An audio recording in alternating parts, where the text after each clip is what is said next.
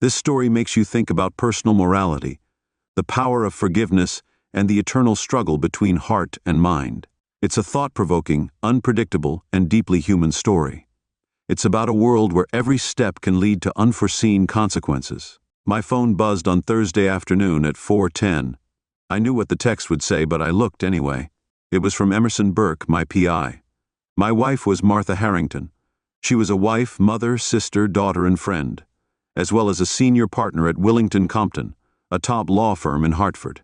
As a senior partner, one of Martha's jobs was to manage the workload of 7 junior partners. She held 2 mandatory meetings a week for them. These were on Monday mornings at 10. The meetings started at 4 sharp. If you were late, you'd catch it from Martha for the entire meeting. The sheriff who delivered the divorce papers to Martha had interrupted the Thursday meeting at 4:02. As instructed, "Mrs. Harrington, your husband is seeking a divorce. You've been officially served after 23 years of marriage." I knew my wife well. She'd be pretty humiliated after being served in front of her subordinates. Despite the anger spreading through her core, she wouldn't rush home. Instead, she'd lock herself in her office and review. As only a skilled attorney would, I read the divorce petition carefully. I suspected the first reading of the legal papers was more than a little confusing. I listed the classic irreconcilable differences as the reason for the divorce.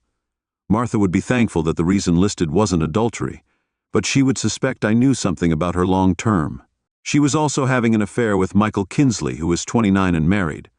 But that's not the only thing that would make her confused about the division of assets. We'd be splitting the proceeds from the sale of our 7. The house is 0,000 square feet and is on our beachfront property on the Connecticut shore. Martha would keep her retirement, and I'd keep mine. After paying off our debts, we'd split our banking and checking accounts. We both made a lot of money, so there was no need for alimony. She'd be surprised when she got to the end of the legal papers and saw that my very successful third-generation engineering firm wasn't listed as an asset. Martha knew my divorce attorney by reputation, and she'd recommended her to a few friends who needed those types of services. She'd commented many times over the years that my attorney was a shark. She'd be stunned that someone who was so well respected in legal circles would be so careless as to leave out any mention of the business. I knew she'd suspect a rat, but she'd be stumped as to what the rat was. After a second detailed reading of the petition to confirm that her duck buddy wasn't mentioned, Martha would call an emergency meeting, a meeting of her closest colleagues and associates. They'd all look over the papers and come up with an initial plan to deal with me. My name is Chris Harrington. I met Martha at the University of Connecticut. She was a second-year law student, and I was finishing my PhD in mechanical engineering. We started dating 1 week after meeting and quickly became exclusive. We were walking to the car after a delicious dinner on our 3rd date when Chris said, "Let's go to." Martha said we made love for the rest of the weekend. Our sex life was fantastic. We all agreed that we'd never include others in our sex lives and would remain exclusive. We confirmed our pledge to each other when we vowed to love, honor, cherish, and remain faithful to each other at our wedding, which took place 2 weeks after we both received our advanced degrees. Our wedding was a fairly large affair. It was held in Martha's hometown. We got married in Portland, Maine. The reception was under tents on a warm, clear summer night at a wedding venue along the Rocky Coast. We honeymooned in a villa but returned without any tan lines. Martha had started the interview process with several Hartford area law firms before graduation. 2 weeks after our return, she was offered a job at Willington in Compton. We spent the next 2 decades falling deeper in love, raising 2 wonderful children and getting used to the responsibilities that come with it. I took over the reins of our family business and bought my dad's shares when he retired 12 years ago. Martha became a junior partner at her law firm 7 years into her career, and a senior partner at year 16. Life was great until I found a letter just over 3 years ago. I received an anonymous letter in the office. The envelope was addressed to me and the words, "Personal and confidential," were scrolled across the bottom. Inside the envelope was It was just a folded piece of notebook paper with the words, "Your wife is ducking Michael Kinsley." There was also a photo of Martha and Michael in the open doorway of what looked like a motel. I hired a highly recommended private investigator, and within 2 months I had a ton of evidence of Martha's infidelity. After another month of thinking, planning, and pretending to be a loving friend and devoted husband to Martha, I put my team together. The team included my PI, a divorce attorney. I also got my business attorney and my personal accountant on board. I told them what I wanted, and said it would probably take a few years to get everything set up. Their job was to confirm at every step that my actions were legal and couldn't be used against me in our divorce. The second text from my PI came through 10 minutes before 6 that same afternoon. Michael Kinsley has been served. My PI had met with Rachel Kinsley 2 weeks earlier. He shared what had become a 3 after a year-long investigation and a mountain of evidence of an affair between my wife and her husband. They recommended my divorce attorney, who was happy to take her case. I figured that any plans the group at Willington and Compton had come up with to fight my divorce petition were out the window, because Michael's wife had listed adultery as the reason for her divorce. Her divorce petition included the PI report, photos and videos, making it a pretty comprehensive package.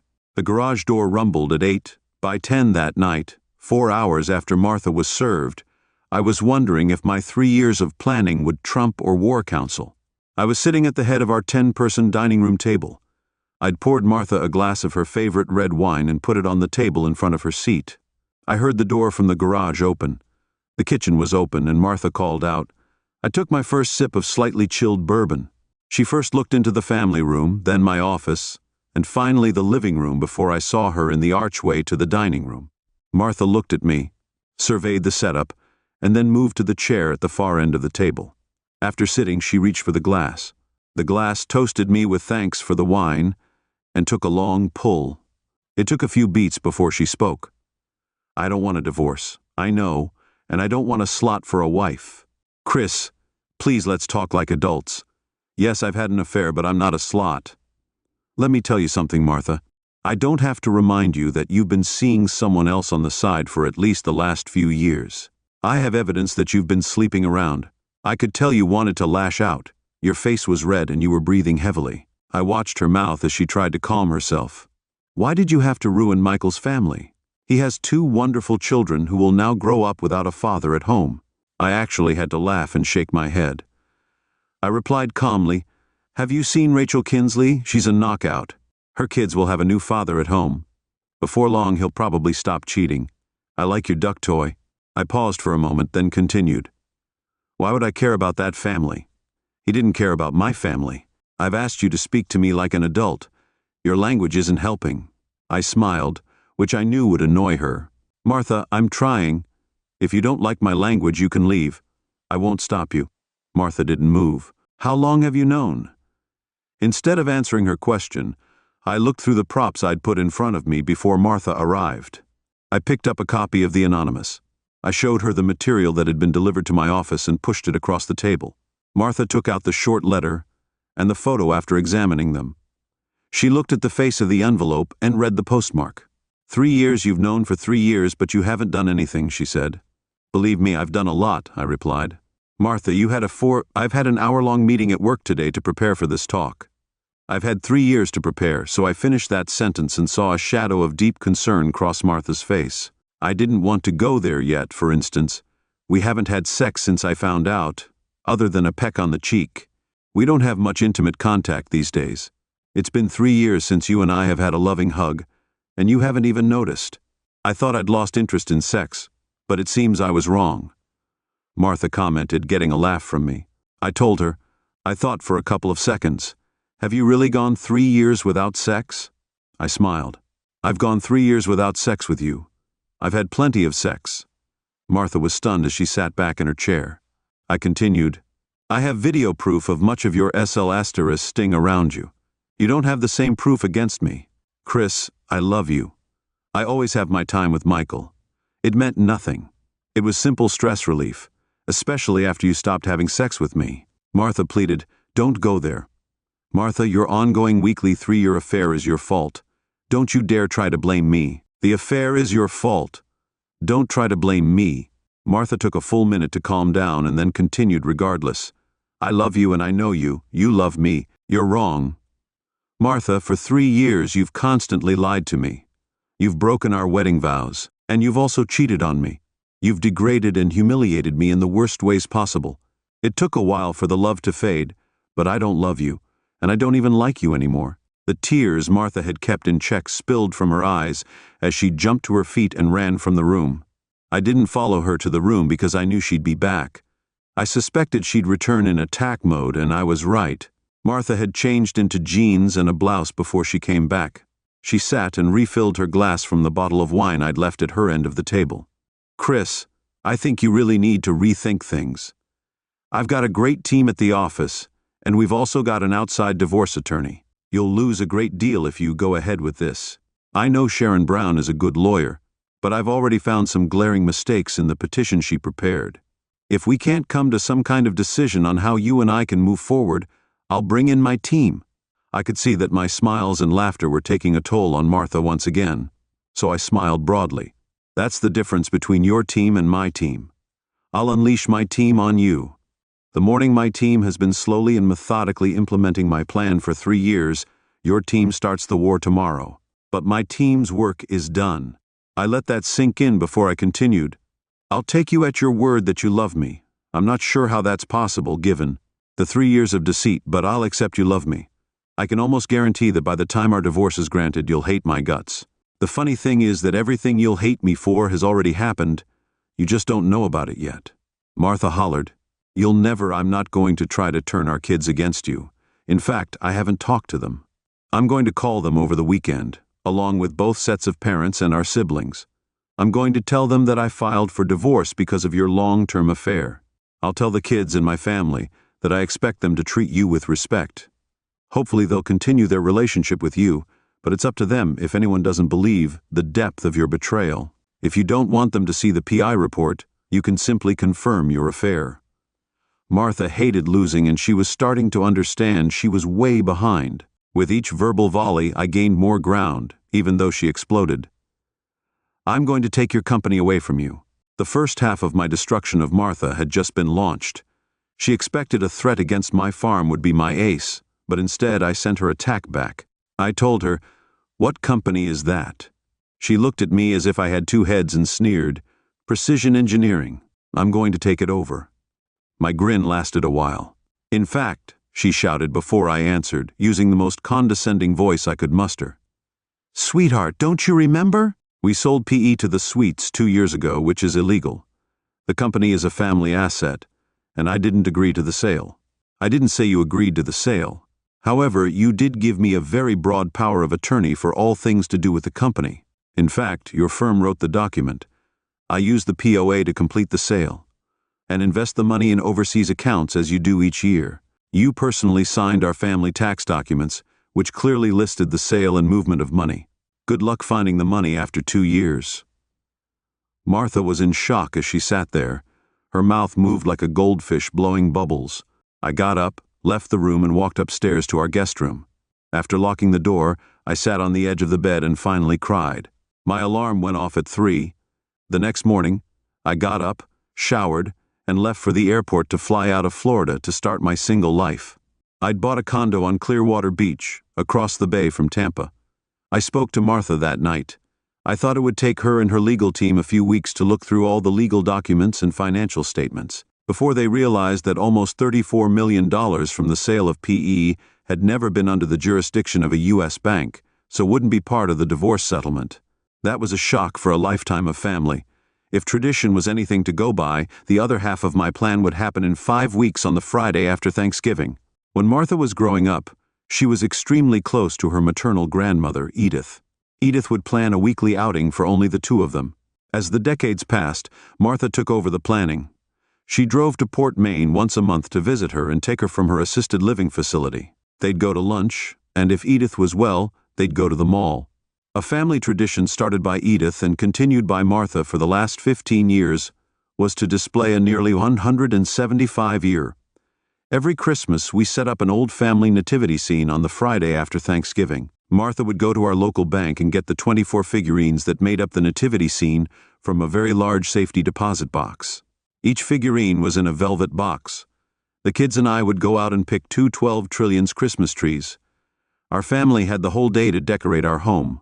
The highlight was the nativity scene, which was placed on a straw-covered table between the 2 trees. 3 rows of poinsettia flowers were placed in front of the table to protect the valuable figurines from our guests. Once the decorations were in place, Martha would stand in front of her beloved nativity scene without fail. Tears would run down her cheek. In fact, over the course of the holiday season, Martha would cry on a daily basis. She admitted that every time she looked at the scene, it reminded her of all the joys in her life.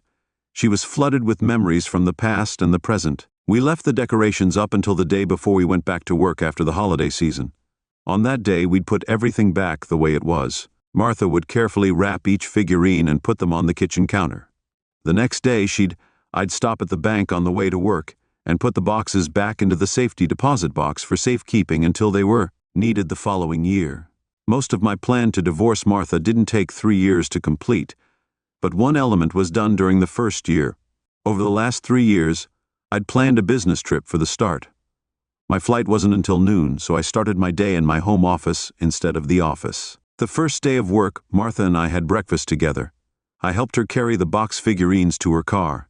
She wished me well and gave me a kiss on the cheek before leaving for the bank. I stopped by the bank on my way to work last year. I finally got to make a slight change to my plan, which I'd been waiting for. As we got dressed, Martha asked Chris, "Can you do me a favor?" I looked across our bedroom and said, "Sure, what is it?" She replied, "I expect a pile of work when I get in this morning. Do you have the time to take the figurines too?" I thought for a second and smiled. "That'll be easy enough. I'll take care of it." As I guessed, Martha's text arrived just before noon on the Friday immediately after Thanksgiving. "Martha, where are my figurines? I'm in hall." Year.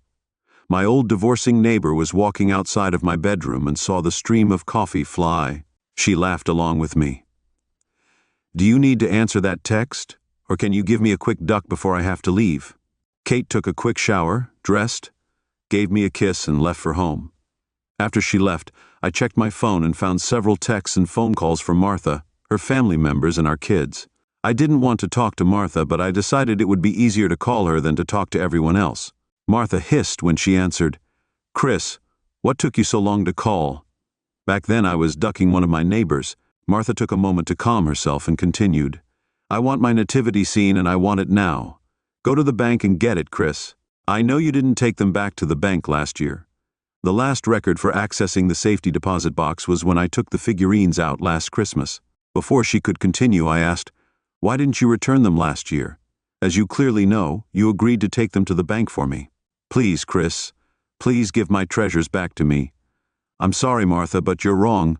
I remember putting—" "Martha, you know I put the boxes in the boot of your car before you left for work. Just like almost every other year. What are you trying to do?" "Martha," you started crying. "Oh God, why are you doing this to me? I know you're angry, but why would you be this awful to me? It's amazing that you refuse to take any responsibility." I told Martha that she needed to take responsibility for her actions. I hung up the phone and decided to reach out to everyone who'd called. I phoned them with the same message. Martha is trying to cause problems as our core date approaches. I wasn't sure if anyone believed me, but I was positive no one did. I had proof that I had the figurines, and our divorce was finalized 14 months after I filed. Martha fought it at every turn and threw up roadblocks, involving the police and insurance investigators in the disappearance of her and it. My only comment on the matter was that, as I recall, I put all 24 boxes of figurines into the boot of Martha's car. I would have been surprised if anyone believed me, but they couldn't prove I took Martha's family heirloom. Martha and I saw each other a few times a year at events hosted by our children. We were respectful of each other, but tried to keep our distance. 14 years after our divorce, I found out Martha was fighting a losing battle with an aggressive form of breast cancer as her days were coming to a close. My daughter called and asked if I'd visit her mother when I entered her hospice room the next day. Martha was sleepy, so I watched her for almost an hour and had to fight back tears on a number of occasions as I took a walk down memory lane. I must have been daydreaming because she startled me. "You were right." I looked up at the smiling face of my only bride and smiled back. Of course, I was always right, but I was curious to know what you meant by that. Her smile flickered as she spoke. "You told me that my love for you would turn to hate by the end of the divorce, after all of the awful things I did to you and our family. I'm embarrassed to tell you that I hated you for a long time. Martha, you were right." Her smile came back and we chuckled together. "Chris, do you still hate me?" I thought for a moment. "No, hate takes too much energy. I didn't have the strength after a while. How about you, Martha?" She had started nodding in agreement before I finished my sentences. "I agree. After a while, Hate isn't worth the effort. We talked for close to 2 hours. I was finishing a very old I was telling Chris about when our kids were young. I looked up and saw Martha had fallen asleep. I thought about leaving, but then I realized it might be the last time I'd see her alive. So I stayed, and we chatted some more after she woke up from her hour-long nap. We were laughing together like fools as our son Brian, his wife Sue, and our 3 grandchildren. When I walked in, I could tell straight away that Brian was happy to see me. I didn't stay long, though, as I wanted Brian and his family to be able to spend time with Martha. I said my goodbyes and gave her a quick kiss before leaving. "Chris, could I ask you a favor?" I gave Martha a nod, and she looked at Brian. "Would you give your dad and me a moment of privacy?" Brian and Sue picked up their kids and left quickly when we were alone. Martha continued, "I'd like Brian's family and Rose's family to take it in turns to put up the nativity scene at Christmas. Do you think you could help make that happen?" Black Friday 2018. While many families spent a Friday after Thanksgiving looking for bargains at the local mall, my family spent the day at my daughter's home. Rose's family, along with her brother Brian and his family, and I decorated the house. We put candles and wreaths on each window, lit the lights on the bushes that surrounded the front yard, and scattered Christmas-themed knickknacks throughout each first-floor room. We all agreed that the showcase decoration was in Rose's family room. We decorated 2 large 12 FT trees and put a straw-covered table between them in front of the table. We put 2 trees up and put a straw-covered table between them in front of the trees. We put 3 rows of poinsettias on the table to protect the nativity scene. Martha's nativity scene was on the table, with the 24 pieces spread out. Brian and Rose came over as I was leaving for the night. I looked at the figurines one last time and started crying.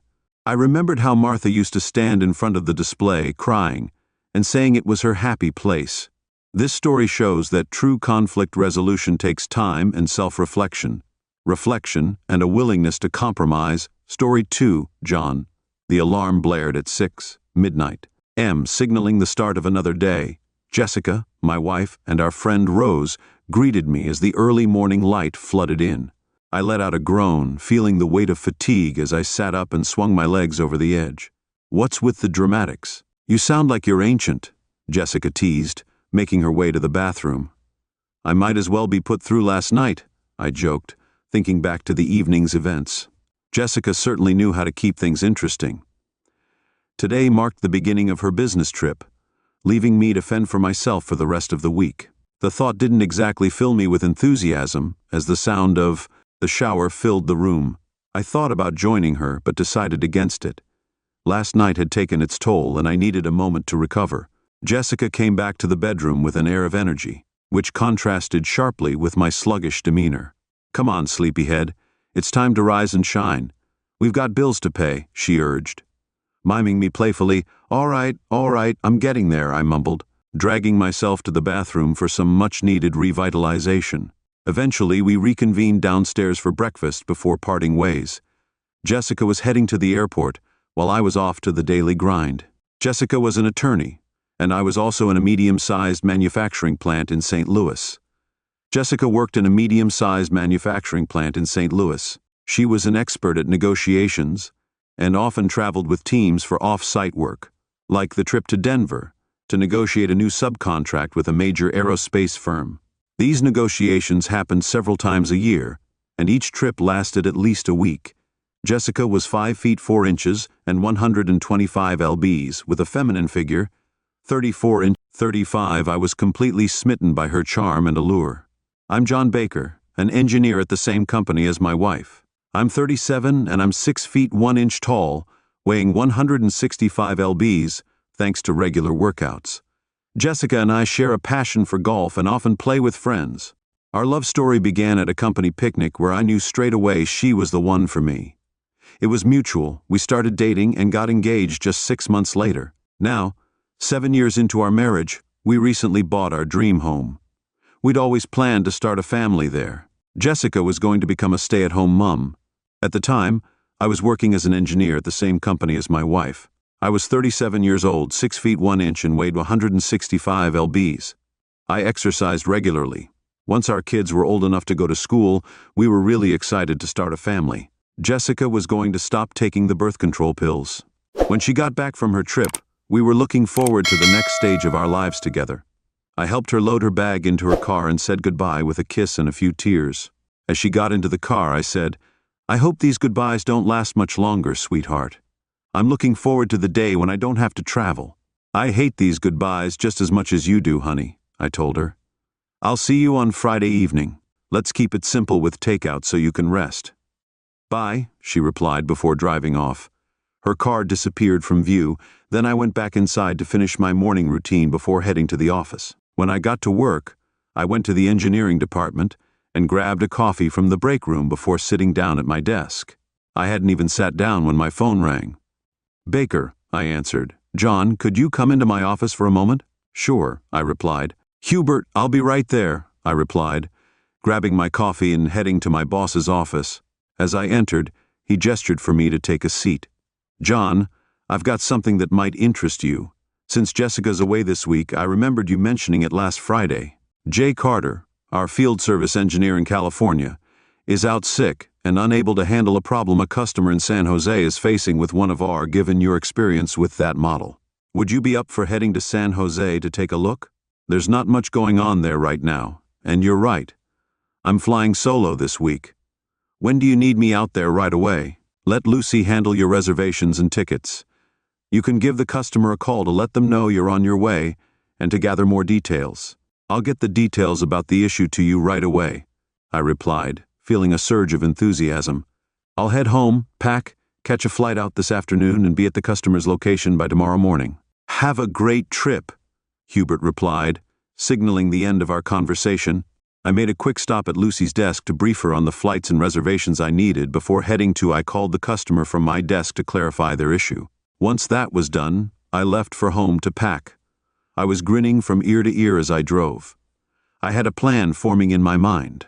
If I wrapped things up swiftly, I could surprise Jessica with a detour to Denver on my way back. The thought of spending a couple of unexpected days with her in Denver only fueled my excitement at the airport. While waiting for my flight, I was really looking forward to it. I tried calling Jessica's cell, but she didn't answer. I left her a voicemail to say I'd be staying with my folks for a couple of days and to give her my number in the evenings. Everything went well by Tuesday afternoon. I'd fixed the customer issue and got their equipment up and running. Then I got a flight to Denver, which was scheduled to land at 9 p.m. I checked out of my San Jose hotel at 11 a.m. on Wednesday morning and made my way to San Francisco Airport. I enjoyed dinner before my flight and had a brief conversation with Jessica during dinner. She asked about my folks and I told her I was with them. Jessica said the negotiations were going well, but she was tired and planning to spend a quiet evening in her hotel room. We said goodbye and I got on my flight after dinner.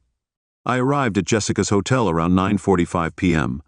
Once they'd checked my ID, the hotel staff gave me a keycard for Jessica's suite. I quietly went in and saw a lamp on over the computer table with her laptop closed. But Jessica wasn't there. I was a bit confused, so I sat down with my suitcase and checked the bedroom and bathroom, but they were empty. I brushed off the initial confusion, figuring Jessica hadn't returned to her room yet. I thought about waiting or checking the lounge for her, but my attention was drawn to the slightly ajar door of the adjoining room. I approached it, opening it silently and peering into the living room. I checked the adjoining suite and found it empty. I went in and was startled by a groan from the bedroom. My heart started racing and I felt cold sweat break out as I went towards the bedroom door. I was shocked to see Jessica standing there in the dimly lit room. Jessica was naked while an unidentified man lay on the bed, his face obscured from view. My initial reaction was to storm in and confront Jessica to unleash my fury upon the man lying on the bed. However, I managed to calm down and slowly retreated from the door, returning to Jessica's suite to retrieve the digital camera. I had brought a camera to take photos of the souvenirs, and I adjusted it for low light and turned off the flash. I went over to the other bedroom door and stood there quietly. I took a few photos of what was going on the bed, making sure they didn't notice me. They were so wrapped up in what they were doing that I was able to capture the betrayal on camera before leaving Jessica's suite. I also found a business card belonging to David Price, our company's chief negotiator, in the open briefcase on the table. I put the card in my pocket for future reference. Suite 1. I hooked up my camera to our laptop using the camera-computer interface cable I always carry with our laptops, which used the same photo program. Transferring a picture from my camera to hers was easy. I set up the incriminating image as her desktop background before repacking my camera into my travel bag. I quickly packed my bag and left her suite, fighting back tears. After returning the entry card to the front desk, I called the airline to find out about the next flight back to St. Louis. Fortunately, there was a 6. I'll be back by 9:30 a.m. I had a flight that would get me home by 9:30 a.m. I figured this would coincide with the time Jessica usually opens her laptop at the negotiating table. It would be the moment she realizes she's been caught, which would signal the end of our marriage. Then I went back to the airport and checked into a nearby motel. Despite my restless state, I couldn't sleep. Instead, I replayed the distressing scene from Jessica's hotel room over and over in my mind, allowing myself to release my pent-up anguish through tears. By the time I left the motel at 5 a.m., I was ready to go home. I'd cried myself dry and I was determined to end our marriage as soon as I got back to St. Louis. As I got into my car, my phone started ringing. I saw it was Jessica and I ignored it. I went home and as I walked in, the landline started ringing. I saw it was Jessica again. I let it go to the answering machine and listened to her tearful plea. "John, please call me right away. I need to talk to you, honey. It's important." I ignored Jessica's tearful pleas and went upstairs to change my clothes. I left for rendezvous around 4 p.m. morning. In just a couple of hours, I'd moved all my personal belongings to a rental storage unit. Before I left, I made an appointment with our lawyer to start divorce proceedings. Once I'd unloaded my belongings at the storage unit, I went to the lawyer's office and asked them to start the divorce right away. I thought about it, but I decided that adultery wasn't a good reason to divorce. I went with reconcilable differences. I told the lawyer to make a note of that in case we got into a fight. I also told him to update my will and name my brother as the sole beneficiary. Then I went to the bank and transferred half of our savings and checking balances to new accounts in my name only. I then got in touch with Ed, my investment advisor, to take similar steps with our joint investment accounts. I drove to my parents' house, suitcase in hand, and went inside through the open door. My mother was surprised to see me and asked where I'd been. Jessica had been calling her several times looking for me. Had I told her I was staying here? I was staying with my retired father, and we were having a chat when I told him about Jessica's infidelity and the impending end of our marriage. He was pretty shocked, so I asked if I could stay with them until I found a furnished apartment. And he said yes. It seemed like my estimation was quite accurate, as around 6. I'll be there at 6 p.m. morning. Just as we were getting ready for dinner, the doorbell rang. My father went to answer it, and he came back a few minutes later with Jessica, who looked really upset. "John, why haven't you been answering my calls? I really need to talk to you. You've moved all your stuff out of the house." I replied calmly. "The information you needed." "Oh God, I was so afraid it was you. Can we please go somewhere and talk, sweetheart?" Jessica pleaded. "Jessica, I'm no longer your sweetheart, and there's nothing left for us to discuss. I've already initiated divorce proceedings, so anything that needs to be communicated can be handled through our lawyers. What I witnessed in Denver has shattered any feelings I had for you," I said firmly. "I need you to leave so I can finish my dinner." I stated firmly, "Please, John, don't do this without talking to me." She implored desperately, "What could you possibly say to justify your infidelity? There wasn't an act of violence like the one I witnessed and have." "Evidence of," I retorted, my tone unwavering. "You better call your lover David and inform him that I'll be dealing with him tomorrow. Maybe his wife will have a different take on things than I do." "John, can we talk?" "Please," Jessica pleaded, her voice trembling. "Please go, Jessica. My dinner is getting cold." I replied firmly, "But I'll offer you this. Why don't you take some time to write me a nice long letter explaining how you rationalized breaking your wedding vows? I'm sure a lawyer is smart enough to articulate how it was." "It's all my fault and you can still love and respect me very much," Jessica said, her voice breaking. She turned away, but before she reached the door, she turned back to me. "Please, John, don't end our marriage without talking to me." "Goodbye, Jessica," I said, my tone firm. My parents remained seated, stunned by the exchange. My mother finally spoke up. "John, do you want to see the pictures I have of her and her lover?" "I have pictures of her and her lover, which is harsh," I replied. "She completely disrespected me, and I can't live with that, nor can I ever trust her again." "I understand." My father finally spoke up.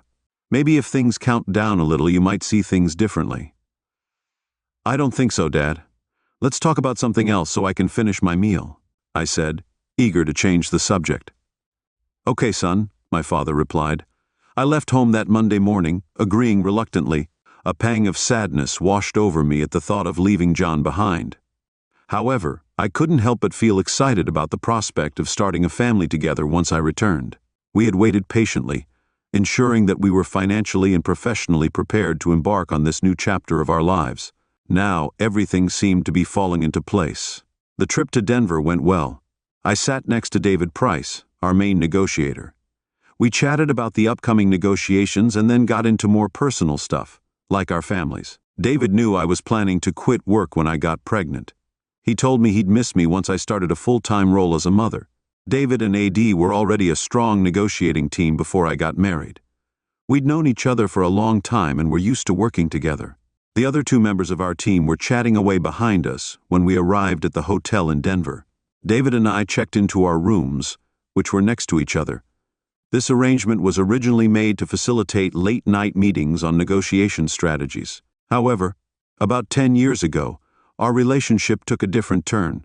We convinced ourselves that engaging in intimacy was merely a means of relieving stress after a demanding day of negotiations. At the time, we rationalized that it wasn't considered cheating on his wife if it contributed to our professional success. Occasionally, we even joked about it. After John and I had been married for a couple of years, I began to feel uneasy about our intimate interactions with David. We eventually stopped engaging in them. However, during a particularly stressful negotiation, David proposed reconsidering our arrangement to ease tension. I agreed, and before I knew it, I found myself I got pulled back into the situation. The thrill of the forbidden and the potential consequences added an intensity to my emotions at home which also seemed to have a positive effect on John. It seemed to alleviate any concerns I may have had during this trip. We didn't connect on the first night as I felt tired after dinner. However, after a demanding day of negotiations, I agreed to meet with David the following evening. I'm not sure how or when John found out the truth or how he got the incriminating picture, but when I opened my laptop the next morning, I was pretty shocked. David was sitting next to me and he reacted quickly, shutting the lid and asking for a quick break from the negotiations. We went to the hallway, where David was really angry. "What's that mess?" "David," he asked, "what's on your desktop?" "I don't know," I replied, taking a step back. "Let me take a look." I reopened the laptop and we examined the image together. "Oh no, that's you," he said. "How is that possible?" "I'm not sure, but it's definitely you, and that figure beneath you is probably me, although my face is invisible." "Did you leave your laptop unattended?" "Yesterday, no. It was with me on the trip and in my room while I was at yours." "Could someone have accessed your room with the camera?" "I doubt it. The door was closed and I assumed it was locked. You need to go back to the hotel and check if anyone got into your room last night. I'll handle things here. Try to contact John and find out where he was last night. It couldn't have been him. I spoke with him at his parents' house last night." "Did you call him on his parents' phone?" "No, he asked me to call his cell phone. That's concerning. He could have been anywhere when you talked to him. Call me on my cell if you find out anything. Do whatever you can to fix this situation. Take a cab back to the hotel. Bye." I was sweating a lot if John was behind that picture. On my laptop, it seemed like a clear sign that our marriage was over. I needed to go back to the hotel and get more information. The receptionist called a cab for me, and I was back at the hotel in 15 minutes. I went straight to the front desk to ask if anyone had been in my suite. The clerk told me that a man called John Baker had been issued a card at 9:45. The previous evening, which was returned half an hour later, that's when it hit me my marriage was likely over. The man I loved more than anything had vanished, but I decided to fight to win him back. I immediately tried calling John on his cell and at his workplace. His cell was switched off, but I left an urgent voicemail, stressing the importance of him contacting me as soon as possible. His secretary, he said he was away on business in California and was due back tomorrow. Maybe he'd stop by on his way back to surprise me. It seemed we were both in for a surprise. I contacted his parents and they told me they hadn't seen him for several days. I urged them to have him call me as soon as they reached him. Calling our home yielded no response, but I left a message there too, hoping you would get in touch soon. I was alone in the suite, tears streaming down my face, and I couldn't reach him except by returning home. I grabbed the phone and made reservations for the next flight to St. Louis. After packing my belongings, I called David and told him what was going on. There was a pause before he spoke. "Jessica, I'm afraid we're both staring down the barrel of divorce or even worse. What could that possibly be? Our company strictly prohibits relationships. If this gets out, we could both be looking at termination. It wouldn't bode well for our careers. I should have realized, but losing John feels like the end of the world to me. Losing my family would be devastating too. But your priority now is to return to St. Louis and try to reason with John. See if you can salvage the situation. I've already booked a flight departing at noon. I should be back in St. Louis by 4:30. I need to find him and have a chat. I'll keep you posted on how it goes. I'll have to stay here until the negotiations are done. I'll be waiting for your update with our goodbyes said." We hung up. I got my bag and laptop and went down to the lobby, checked out and used the hotel's limo service to get to the airport. On the way back to St. Louis, I prayed for guidance, hoping to have a chat with John. I needed to explain that it was just a physical encounter and didn't mean anything. I thought there was a chance he might be able to see my infidelity as nothing more than a meaningless act when I got back home. At first, nothing seemed out of the ordinary. However, when I entered our bedroom, I noticed the absence of his clothes and personal belongings. It was clear he knew and had left me. After numerous unsuccessful phone calls, I decided to visit his parents' house to find out where he was. Meeting his parents was a gut-wrenching experience. He was so cold and detached, it was almost physical. He told me he was filing for divorce with no empathy at all. He said he had no interest in talking to me and that nothing I said would change his mind. He suggested I write a letter explaining my perspective, but I didn't think it would help. It felt like a final blow before I excused myself and went to my car, where I broke down in tears. The future we had imagined together was gone. The family we had dreamed of building would never materialize. We would never share the joys of growing old together or enjoy the delight of grandchildren. I was filled with despair and a selfish fear that by the time I found another partner, I might be too old to conceive.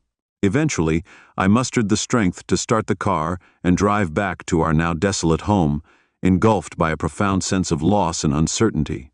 John had a fitful night, filled with unsettling visions of Jessica and David intertwined. I got up early and went downstairs in my parents' house to make coffee, feeling pretty down in the dumps. I got my laptop and camera ready, determined to look through the pictures on the camera. My mind was on finding a way to identify David in the pictures somehow. As I scrolled through them, though, David's face remained frustratingly indistinct. My persistence paid off when I noticed a detail on his right arm as it reached towards Jessica's chest. Zooming in, I found what I was looking for, a tattoo. Further enlargement revealed it to be a heart with the name Janet inscribed within it. Janet was David's wife. With this damning evidence in hand, I returned upstairs, showered, and prepared. When I got to work, my mother was already making breakfast. I didn't waste any time. I burned a couple of CDs with the photos and a bigger version of David's tattoo. I also printed several sets and put them in a folder with a clear cover. I went to the Human Resources Department. I went to the HR department and asked to see the manager, Chad. We'd met before, playing golf together, and I put a set of pictures from my folder in front of him. I was waiting for his reaction. Chad's expression was a mix of curiosity and amusement. They might be explicit, but they're my wife and David Price. You can see from the date and timestamps that they were taken Tuesday evening in David's hotel suite in Denver. They were there for a negotiation trip on behalf of the company. Oh, damn, John, I'm sorry to hear that. What do you want to do about it? You can terminate both of them for cause under there's a clause in their contracts with the company that we've never enforced before. Are you sure you want to proceed? It'll expose this affair to everyone. Does this mean you're pursuing a divorce for Jessica? I've already instructed my lawyer to start drafting the papers. But if you choose not to act on this, I'll have no choice but to take legal action against the company. Okay, John, I'll bring this to our legal department and initiate the process afterwards. I want to speak with my boss, Hubert, to update him on the tumult in my personal life. He was totally cool about it, saying he was shocked and concerned when I told him about my wife and David Price.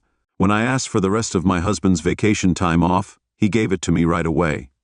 He also told me he was proud of me for doing a great job in California. He said the customer was happy with how I handled their issue, and that I responded quickly. He also mentioned that he'd like me to take over the California territory as the current field engineer was retiring due to health reasons. I said I'd think about it and let him know my decision when I got back to work the following week. As I was leaving Hubert's office, his secretary Lucy stopped me. "John, your wife was here looking for you. Lucy said she'd be back later. I don't want to see my wife. Please tell her that when she comes back." "I'm sorry, John, I didn't know there was an issue. There's a big problem. Lucy and David Price have been involved. I thought the word would spread throughout the plant by noon. Lucy was always spreading gossip." I went back to my desk and spoke to Janet Price, David's wife. I knew we'd met at company events, but I didn't realize how much my revelations about our spouses would affect her. "Janet, it's John Baker. How are you?" "John, David said you might be getting in touch, but he didn't say why. I'm free at 3 this afternoon. Do you still live on Elm Street?" "Yes, that's right.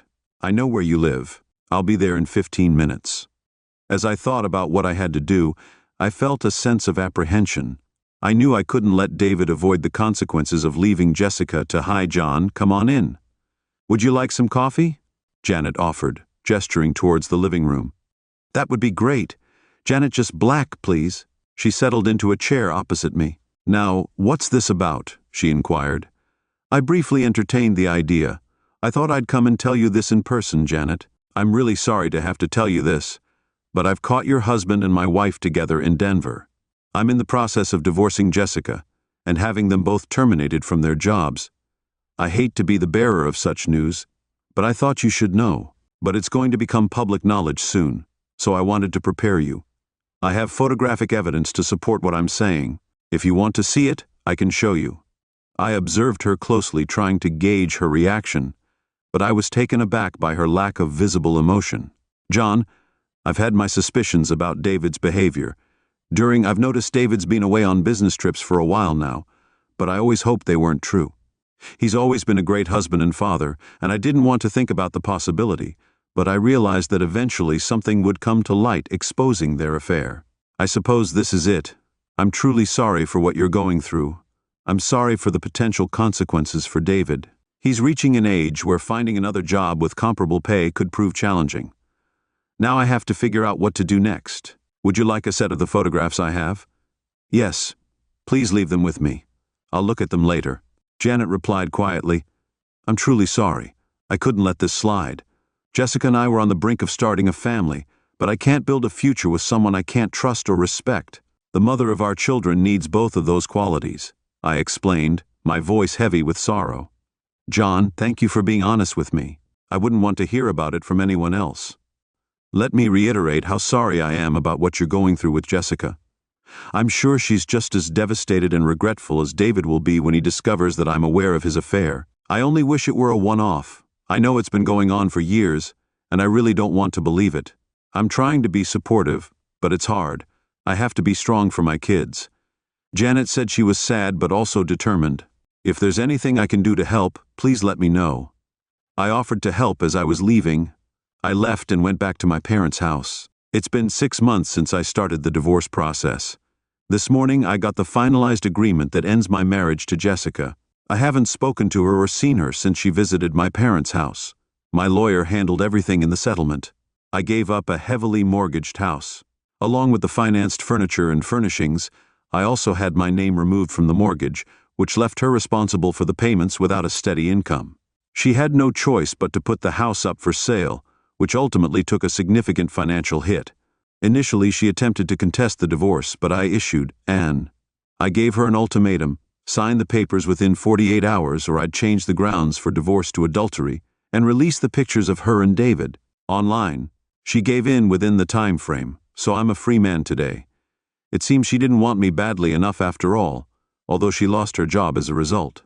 She's a clever lawyer and negotiator, so she managed to get a new job within a month. It might not pay as well or have the same perks as her old role, but she's managing to get by and has even started dating again. Best of luck to her new boyfriend, whoever he may be. I can't help but wonder if she's told him about our divorce and why it happened. I should fill him in on the details myself.